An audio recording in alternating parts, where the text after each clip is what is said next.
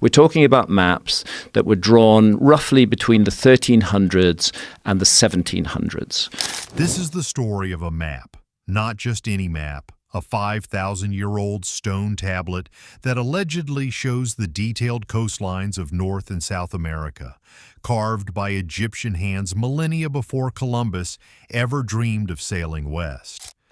But here's what makes this discovery truly terrifying.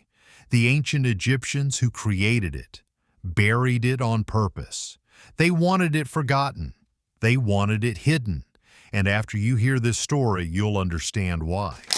January 2024. The sacred necropolis of Saqqara, Egypt's most important archaeological site, holds its breath as an international team of researchers makes a discovery that will haunt them forever. Dr. Heinrich Müller, the German archaeologist leading the excavation, would later describe this moment as the day archaeology died and was reborn. His team had been searching for administrative buildings, storage facilities, routine work that had been going on for months. But what they found instead was a tomb. Not just any tomb, a perfectly preserved chamber sealed for over 5,000 years, its entrance hidden beneath centuries of wind-blown sand and forgotten time. The air inside was thick, recalls Dr. Sarah Chin, the team's imaging specialist, ancient, untouched. When our lights first illuminated the chamber walls, we saw hieroglyphs unlike anything in the textbooks. No pharaohs, no gods, just geometric patterns, sky symbols, water symbols, as if someone was trying to map the heavens themselves. And there against the far wall, waiting in the darkness like a patient guardian of secrets, stood a towering slab of black stone, 2 meters tall, over a meter wide, its surface covered in intricate carvings that would soon turn the archaeological world upside down. The team's first assumption was simple. This was Egyptian limestone or sandstone, carved with religious symbols or territorial maps of the Nile Delta. They were wrong, catastrophically wrong. Petrographic analysis revealed the impossible truth. This wasn't Egyptian stone at all. It was andesitic basalt, a volcanic rock with a mineral fingerprint that matched only one place on Earth, the high Andes of South America, specifically the rugged mountains surrounding modern-day Peru. Think about that for a moment.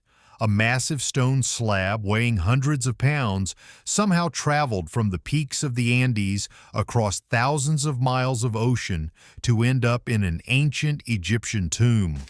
In 3100 BCE, nearly 5,000 years before Columbus. Dr. Maria Rodriguez, a geological expert who analyzed the samples, puts it bluntly, this is like finding a piece of the moon in King Tut's tomb. It simply shouldn't exist.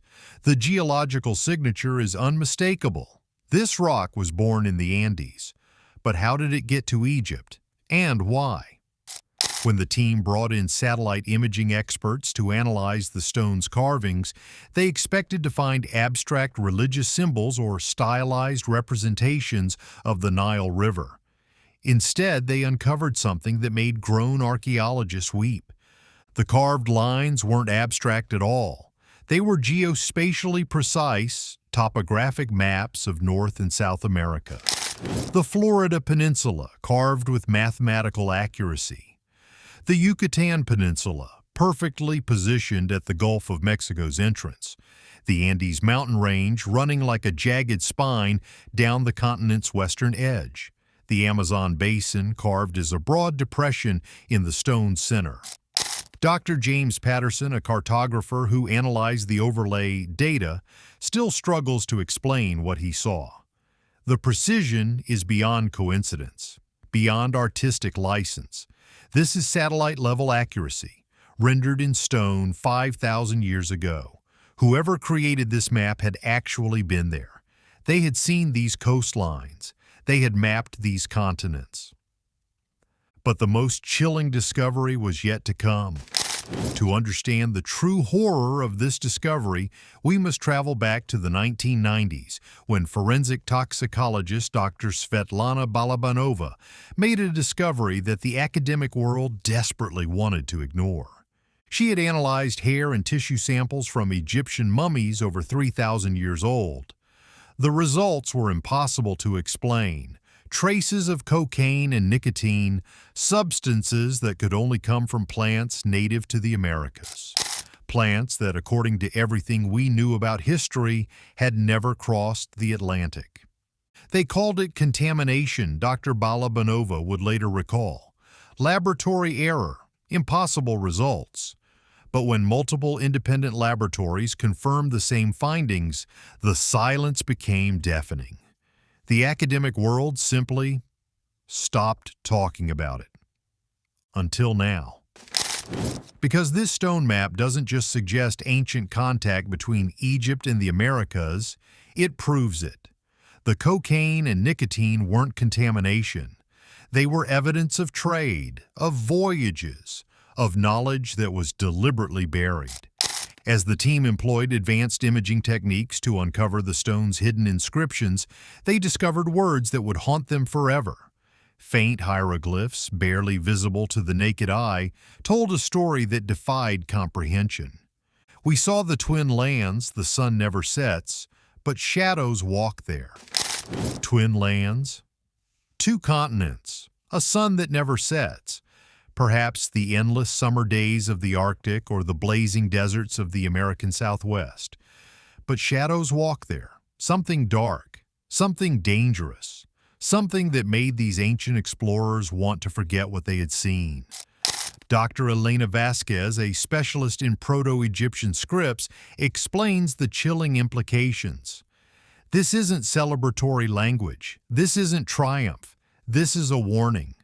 They found something in those lands, something that frightened them so deeply they buried the evidence and tried to erase it from history.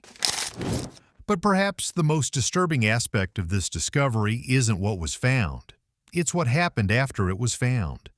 No major museum has displayed the Saqqara map. The Egyptian Ministry of Antiquities maintains complete official silence. Scholars who initially discussed the discovery have grown reluctant to speak publicly. Research papers have been withdrawn. Evidence has been sealed away. One researcher, speaking on condition of anonymity, revealed the pressure being applied. We were told this discovery was too sensitive for public consumption, that it would destabilize established historical narratives. But destabilize them how? By proving that ancient humans were more capable than we thought? By showing that our textbooks are wrong? The answer, it seems, runs deeper than academic embarrassment. As if the Saqqara map wasn't enough, a re-examination of an obelisk in Luxor, previously dismissed as purely ceremonial, revealed corroborating evidence that sent shockwaves through the archaeological community. The hieroglyphs speak of a vessel of the West, a ship journeying beyond the Great Water. They describe encountering a dark presence in the windless sea and finding a land rich in gold, death, and silence.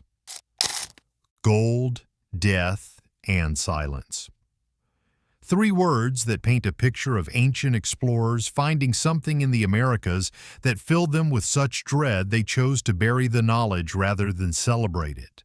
Dr. Michael Thompson, who analyzed the obelisk inscriptions, believes the evidence is clear.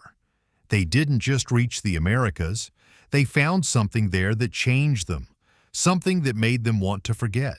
The silence wasn't accidental. It was intentional. They were protecting future generations from knowledge too dangerous to preserve. But the evidence doesn't stop with maps and inscriptions. The architectural parallels between Egyptian and Mesoamerican civilizations have puzzled scholars for decades.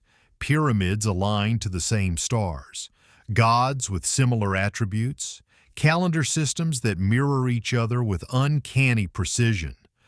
Both cultures revered Orion's belt. Both built pyramids aligned to cardinal directions. Both developed complex hieroglyphic writing systems. Both created 365-day solar calendars. The similarities are too numerous, too specific to be coincidental. Dr. Amanda Foster, a comparative archaeologist, explains the implications. We've always explained these parallels as convergent evolution, separate cultures independently developing similar solutions. But what if that's wrong? What if these similarities exist because there was direct contact, direct knowledge, transfer, thousands of years before we thought possible? The question becomes, if this contact occurred, why was it forgotten? Why was it buried? What did they find that was so terrible it had to be erased from history? Despite official silence, word of the discovery has begun to spread. Leaked photographs circulate on social media. Independent researchers share analysis. The public is beginning to ask the questions that academics won't. The implications are staggering. If ancient Egyptians could cross the Atlantic 5,000 years ago, what else might they have achieved? What other chapters of human history have been deliberately suppressed? Online communities have formed around the discovery. Researchers, historians, and curious citizens are demanding answers. They're asking why this evidence remains hidden. Why the silence? Why the secrecy? Dr. Richardson, an independent historian, captures the public mood. This isn't just about archaeology anymore. This is about truth, about whether we have the right to know our own history, even if it challenges everything we thought we knew about human civilization. So, what was the dark secret that made ancient Egyptians bury this knowledge? Why did they hide evidence of their greatest achievement, crossing the Atlantic and mapping the Americas? The answer may lie in those chilling words carved into the stone, "Shadows walk there." Perhaps they encountered something in the Americas that defied their understanding. Perhaps they found evidence of other civilizations, other peoples, other truths that challenged their worldview so fundamentally that acknowledgement would have destroyed their entire society. Or perhaps the secret is simpler and more terrifying. They found the Americas already inhabited by advanced civilizations. They found evidence that they weren't the first to make this journey. They found proof that human history was far older, far more complex, far more interconnected than their religion and culture could accommodate. And so they buried it. They hid the maps. They sealed the chambers. They chose ignorance over truth, comfort over knowledge, because some secrets are too dangerous to survive. Today, as you watch this video, that stone map remains locked away. The evidence continues to be suppressed. The questions continue to be ignored. But the truth has a way of surfacing. Like ancient artifacts emerging from desert sands, knowledge cannot be buried forever. The cocaine mummies, the Saqqara map, the Luxor obelisk, the architectural parallels, the geological impossibility of Andean stone in Egyptian tombs. Each piece of evidence stands alone as remarkable. Together they form a picture that demands attention, a picture that suggests our ancestors were more capable, more adventurous, more connected than we've ever imagined. The question isn't whether ancient Egyptians reached the Americas 5,000 years ago. The evidence strongly suggests they did. The question is, what did they find there that was so terrible, so world-shattering, that they chose to bury it rather than celebrate it? And perhaps more importantly, are we ready to handle the truth they were too afraid to preserve? The forbidden map remains hidden. The questions remain unanswered. But the truth is waiting to be discovered. What do you think? Share your thoughts in the comments below.